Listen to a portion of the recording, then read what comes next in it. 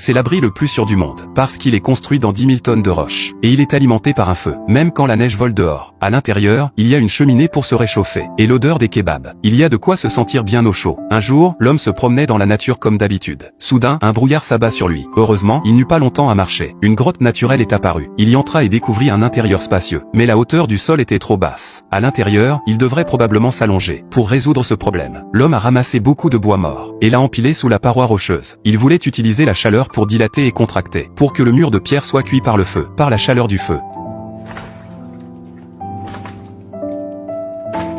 La roche dure se détache. De loin, c'est spectaculaire. Après 2 heures et demie de patience, il ne reste plus rien de la paroi rocheuse. Il ne va pas gaspiller les roches qui tombent, juste ce qu'il faut d'argile pour l'accompagner. Et l'argile est empilée dessus. Formation de la paroi avant de l'abri.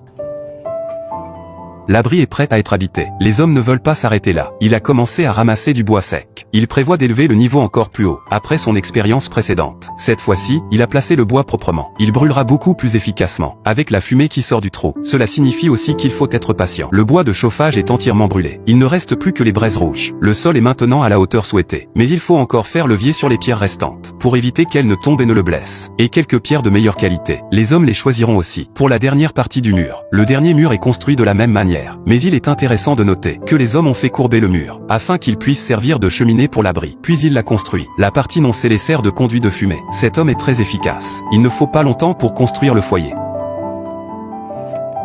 Le froid fait frissonner. L'homme allume rapidement un feu de camp, et font frire une marmite d'œufs dans le feu, pour faire un pot de thé, et faire un gâteau. Après une longue journée de travail, ce repas est le meilleur cadeau qu'un homme puisse recevoir.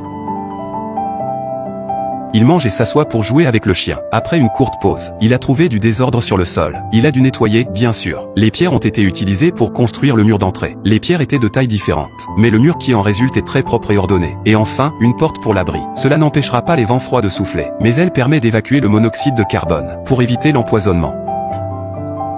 Puis il a construit un lit d'argile et de pierre, et il a mis un tapis de yoga souple dessus, pour qu'il puisse dormir tranquillement cette nuit.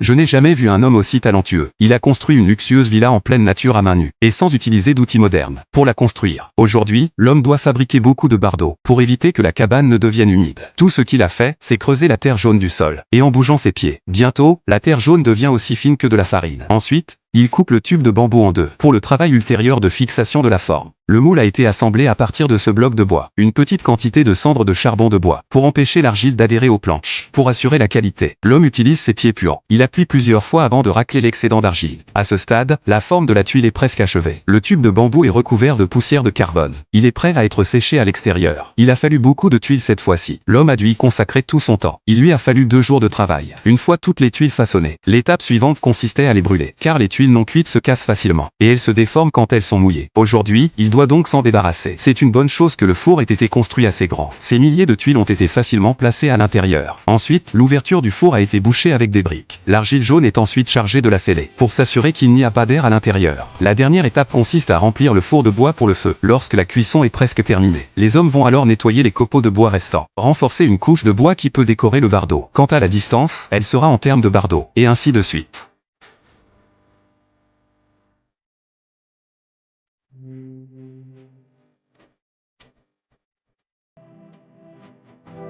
La nuit passe vite. Les hommes sont venus sans déjeuner pour vérifier le four. C'était un endroit sombre. Il a ensuite choisi une pièce pour en tester la qualité. Au son de l'anneau, il sut qu'elle était superbe. Et il y avait une couleur jaune-orange à l'intérieur. Ce type de tuile ne se casse pas, même après 100 ans d'utilisation. C'est tout simplement le meilleur choix pour les villas de luxe. Pour résoudre le problème des jours de pluie, les hommes prennent juste la moitié d'une tuile comme distance. Ce n'est pas seulement beau, c'est aussi très stable. L'essentiel est que la pluie ne s'écoule pas sur les planches de bois.